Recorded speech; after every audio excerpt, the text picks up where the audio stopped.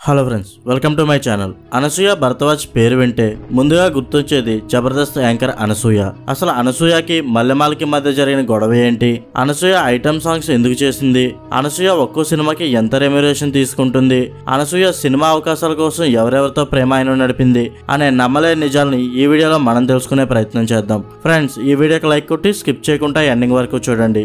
అనసూయ 1985 మే 15న హైదరాబాద్ లో సుదర్శనరావు అనురాధ దంపతులకు జన్మించింది. తల్లిదండ్రులు నానమ్మకు గుర్తుగా అనసూయ అని పేరు పెట్టారు. అనసూయకి ఇద్దరు చెల్లెళ్ళు, వైష్ణవి, అంబిక. వీళ్ళది సాంప్రదాయ బ్రాహ్మణ కుటుంబం. అనసూయ తండ్రి నల్గొండ జిల్లా పోచంపల్లి గ్రామానికి చెందినవారు, తల్లి కర్ణాటకలోని రాయచూరు ప్రాంతానికి చెందినవారు. వీరు భూస్వాములు కావడంతో వాళ్ళ స్వగ్రామమైన పోచంపల్లిలో 101 గుమ్మాల ఇల్లు కలిగి ఉండేవారు. ఆ ఇల్లు ఇప్పటికీ అలాగే ఉందంట. అనసూయ చిన్నప్పటి నుండి హీరోయిన్ అవ్వాలి అనుకునేది, కానీ వాళ్ళది సాంప్రదాయ కుటుంబం అవ్వడం వల్ల అనసూయని అస్సలు ఎంకరేజ్ చేసేవారు కాదంట. కానీ సమయం చిక్కినప్పుడల్లా అద్దం ముందు తన టాలెంట్ అంతా చూపించుకునేదంట. ఇంట్లో ఎప్పుడూ అల్లరి చేస్తూ ఉండే అనసూయ బయట మాత్రం చాలా సైలెంట్ గా ఉండేదంట. దాంతో బయట ఫ్రెండ్స్ అనసూయని ఆట పట్టించేవారంట.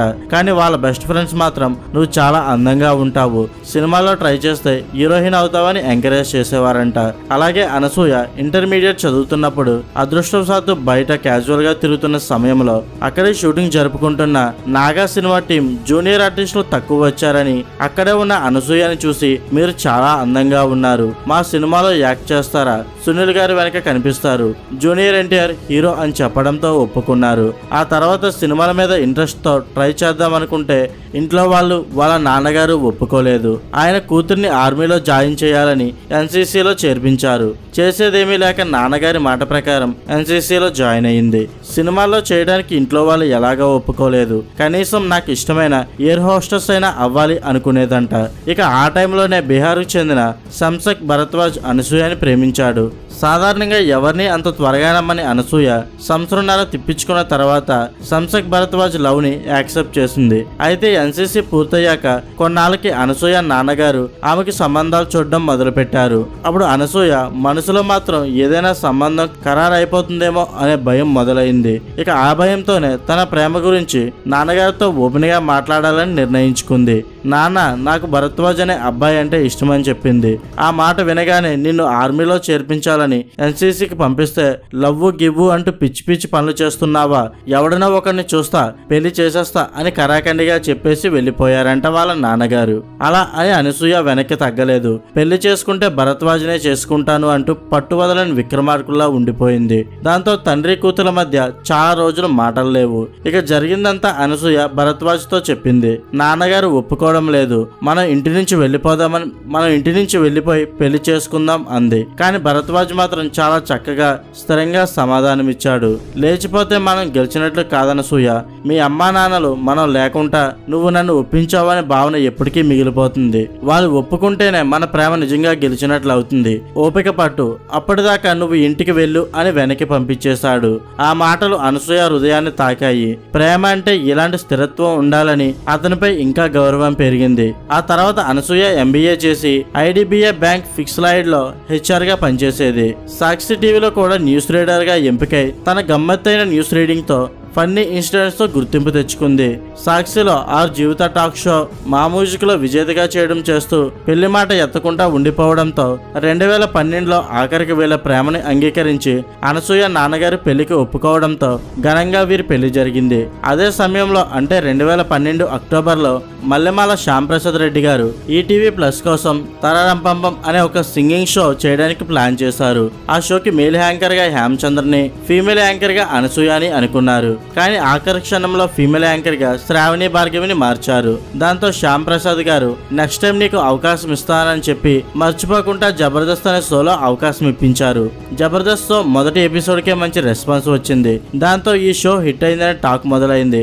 అలా అనసూయ 15 ఎపిసోడ్లు చేయగానే టీం లీడర్లు తన మీద జోకులు వేస్తున్నారని, ఈ షో నా వల్లే హిట్ అయిందని అనసూయ ఒక్కసారిగా ఎపిసోడ్ కి 25,000 ఇస్తేనే చేస్తా, లేకపోతే చేయనని స్పష్టంగా చెప్పేసింది. కానీ కనీసం 20,000 ఇస్తారేమో అనుకున్న అనసూయకి పెద్ద షాక్ తగిలింది. రెమ్యునరేషన్ పెంచడంలో తప్పులేదు, ఈ షో నా వల్లే హిట్ అయింది అన్న మాట మేనేజ్మెంట్ కి గట్టిగా తగిలింది. దాంతో ఈ షోని హోస్ట్ గా చేయడానికి రష్మిని తీసుకొచ్చారు. కానీ కాన్సెప్ట్ అందరికీ నచ్చడంతో యాంకర్ చేంజ్ అయిన టీఆర్పీ పెరిగి అనసూయ స్థానం గల్లంతయింది. జబర్దస్త్ మానేసిన తర్వాత అనసూయ బిందాస్, జీ తెలుగు, మోడర్న్ మహాలక్ష్మి, మా TV, A date with Anasuya, TV9 లాంటి షోలకి యాంకర్ గా చేసింది. కానీ జబర్దస్త్ స్థాయిలో పేరు గాని గుర్తింపు కానీ రాలేదు. జబర్దస్త్ పెద్ద హిట్ అవడంతో మల్లెమల వారు 2014 అక్టోబర్ 10న ఎక్స్ట్రా జబర్దస్త్ ని ప్రారంభించారు. అందులో కూడా యాంకర్ గా రష్మిని పెట్టారు. 150 ఎపిసోడ్లు రష్మి చేశారు. ఈలోగా 135 ఎపిసోడ్లు పూర్తయ్యాక 2015 అక్టోబర్ 17న మళ్ళీ వేరియేషన్ కోసం అనసూయ రీఎంట్రీ తీసుకున్నారు. చేసిన తప్పు అనసూయకి అప్పుడే అర్థమైందేమో. కొంతకాలం మళ్ళీ షో కొనసాగించింది. అప్పటి నుండి రష్మిని ఎక్స్ట్రా జబర్దస్త్ కి మార్చారు. రీఎంట్రీ తర్వాత అనసూయ ఫామ్ లోకి వచ్చేసింది. టీవీ ఇండస్ట్రీలో మళ్ళీ ఆ పేరు మారుమోగింది. ఆ తర్వాత అనసూయకి ఎన్నో టీవీ షోస్ లో ఛాన్సులు వచ్చాయి. TV9 లో డేట్ విత్ అనసూయ, జీ తెలుగులో డ్రామా జూనియర్ సీజన్ 1 and 2 జడ్జిగా, కామెడీ నెట్స్ జెమినీలో జాక్పాట్, బ్లాక్ బస్టర్ లాంటి షోలకి హోస్ట్ గా చేసింది. జబర్దస్త్ తో పాటు లోకల్ గ్యాంగ్ అనే షోకి కూడా జడ్జి గా కనిపించింది. అనసూయకి టీవీలో వచ్చిన సక్సెస్ చూసిన సినీ డైరెక్టర్లు కూడా అనసూయ వైపే మళ్లారు. అలా ఆమెకి సోగ్గాడు చిన్ని నాయన, క్షణం, విన్నర్, గాయత్రి, మీకు మాత్రమే చెప్తా, కథనం వంటి సినిమాల్లో ఛాన్సులు వచ్చాయి. ఆ తర్వాత సుకుమార్ దర్శకత్వంలో వచ్చిన రంగస్థలంలో రంగమ్మత పాత్ర ఆమె కెరియర్ ని మలుపు తిప్పింది. ఆ పాత్రకు వచ్చిన సక్సెస్ తో అనసూయని పెట్టి సూయ సూయ అనసూయ అంటూ ఐటమ్ సాంగ్ చేసి మరంత క్రేజ్ ని ఉపయోగించుకున్నారు. దాంతో వరుస అవకాశాలు రావడం మొదలయ్యాయి. ఇక అనసూయ సినిమాలో కూడా తన రెమ్యునరేషన్ పెంచేసి ఒక సినిమాకి 50 లక్షల నుండి ₹1 కోటి వరకు రెమ్యునరేషన్ తీసుకుంటుందనే టాక్ కూడా వినిపిస్తుంది. సినిమాలు చేస్తున్నప్పటికీ జబర్దస్త్ చేస్తున్న అనసూయ ఇంత బిజీ షెడ్యూల్ లో జబర్దస్త్ కంటిన్యూ చేయాలంటే ఒక్కో ఎపిసోడ్ కి 5 లక్షలు ఇస్తేనే చేయగలను అని చెప్పేసింది. ఈ రేంజ్ లో ఇంతవరకు ఎవరికి పే చేయని మల్లెమాల టీం కొత్త యాంకర్స్ ని తీసుకుని ట్రై చేద్దామని వదిలేశారు. దాంతో అంత మంచి షోని ఎలా వదులుకున్నామని భర్త భరద్వాజ్ షాక్ అయ్యాడు. అయితే జబర్దస్త్ కోసం మల్లెమాల కొన్ని రోజులు సౌందర్యాన్ని, సిరి హనుమంతిని ట్రై చేశారు. కానీ ఆ షోకి ఉన్న ఆదరణ తగ్గి టీఆర్పీ దాదాపు సకానికి పడిపోయింది. దీంతో అనసూయ ఉక్రోషం తీరింది. ఒకప్పుడు షో నా వల్లే హిట్ అయిందన్న మాటకి యాంకర్ ని మార్చేసిన మల్లెమాలకి షాక్ తగిలినట్టు అయింది. నిజానికి ఇలాంటి షోలు ఎక్కువ అవడం వల్ల కూడా జబర్దస్త్ టీఆర్పీ తగ్గడానికి ఒక కారణమని చెప్పవచ్చు. అయితే సినిమాల్లో మంచి పాపులారిటీ తెచ్చుకున్న అనసూయ సోషల్ మీడియాలో తన ఫొటోస్ ని పెడుతూ కుర్రగారిని ఎప్పటికప్పుడు ఊరోతులు ఊగిస్తూనే ఉంటుంది. అందుకే అనసూయకి ఇప్పటికీ క్రేజ్ తగ్గలేదనే చెప్పొచ్చు. ప్రస్తుతం అనసూయ రజాకర్, సింబా, హరిహర వీరమల్లు, పుష్ప3, ఫ్లాష్ బ్యాక్ అనే సినిమాలతో పాటు కొన్ని షోలు చేస్తూ సంవత్సరానికి 6 నుండి 8 కోట్ల వరకు సంపాదిస్తుందంట. ఇక తాజాగా అనసూయ తన కొత్త లగ్జరీ హౌస్ లోకి గృహ ప్రవేశం చేశారు. స్టార్ హీరోయిన్స్ ని మించి సంపాదిస్తున్న అనసూయకి ఈడీ తన ఇన్కమ్ డీటెయిల్స్ ని సబ్మిట్ చేసి ట్యాక్స్ కట్టాలనే నోటీసులను కూడా పంపించారంట.